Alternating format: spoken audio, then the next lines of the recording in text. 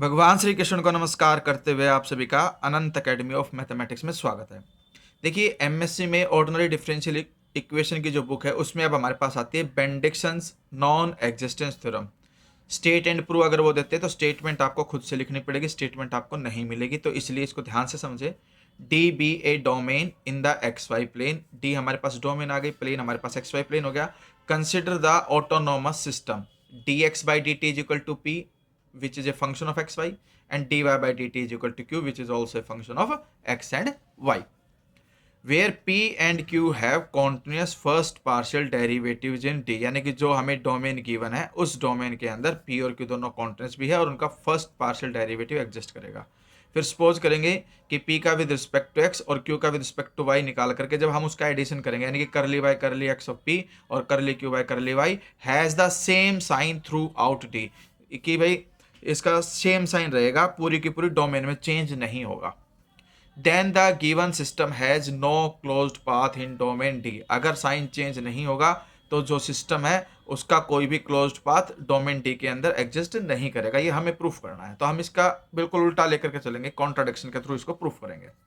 Proof, let C B ए close curve, क्योंकि no closed path दिखाना था, हमने यहाँ पे सी को ही क्या मान लिया, क्लोज कर्व इन डी मान लिया। And let R be the region bounded by C, अब सी जो कर्व है उसके द्वारा हमारे पास जो एक रीजन आएगा उसको हम क्या मानेंगे, आर मानेंगे।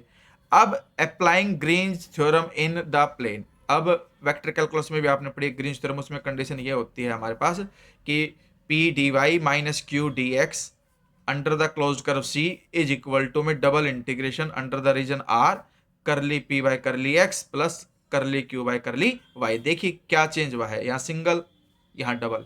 यहाँ कर्व है यहाँ रीजन है और यहाँ पर माइनस है तो यहाँ पर क्या हो गया आपका प्लस, और यहाँ पर ध्यान रखना है पी का विद रिस्पेक्ट टू एक्स हो गया और यहाँ पर क्यू का विद रिस्पेक्ट टू वाई होगा और यहाँ डी एस आ गया है जो कि डी एक्स डी वाई से हम उसको कंपेयर करेंगे बाद में। Where the line integral is taken in the positive sense, यानी कि हमने जो लाइन इंटीग्रल लिया उसको पॉजिटिव सेंस के अंदर ही लेके चलेंगे, नेगेटिविटी का सेंस नहीं लेंगे। ये बात थोड़ी सी ध्यान रख लेना, ये लिख देना। Now assume that C is a closed path of given system,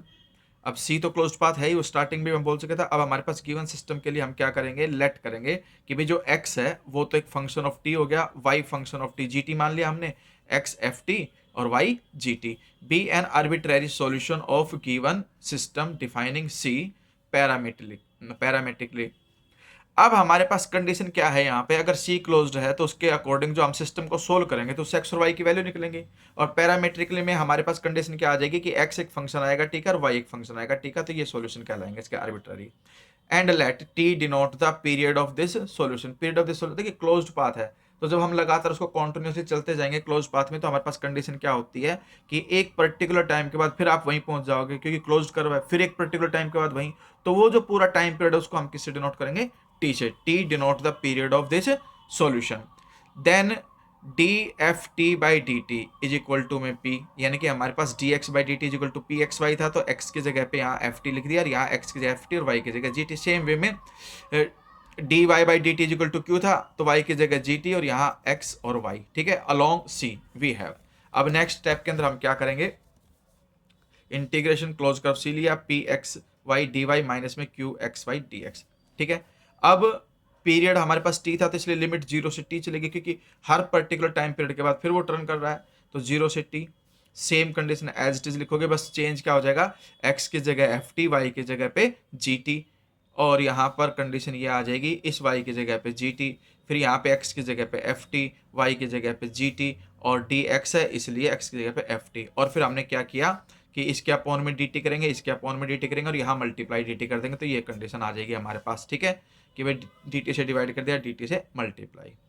अब हमारे पास जो क्लोज्ड कर्व था D X by D T equal to P X Y था, सॉरी डी वाई है ये, D Y by D T जो था हमारे पास वो क्या था, D Y by D T is equal to में क्यू एक्स कोमा वाई। अब यहाँ वाई की जगह जी टी रखा तो यहाँ पर एफ टी और जी टी आ जाएगा, तो एक प्रकार से इसकी वैल्यू हम क्या लिख सकते हैं, ये वैल्यू लिखेंगे Q F T G T. Same way में जो हमारे पास ये है,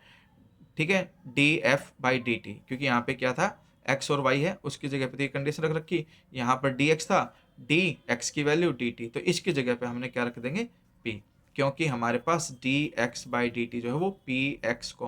y था, फिर x और y की वैल्यू रिप्लेसमेंट कर रखी है। अब हम देखेंगे ये p इंटू क्यू है और ये q इंटू पी है, सेम टू सेम हो गए, कट करके वैल्यू क्या आ गई, 0 आ गई। जब लेफ्ट साइड आपके पास 0 आ जाएगी तो जो राइट साइड में डबल इंटीग्रेशन है वो भी क्या आ जाएगा, 0 आ जाएगा, ठीक है। लेकिन हमारे पास कंडीशन ये होती है ग्रीन फंक्शन के अंदर, but this double integral can be 0 only if, ये 0 तो हो जाएगा लेकिन कब होगा, ओनली इफ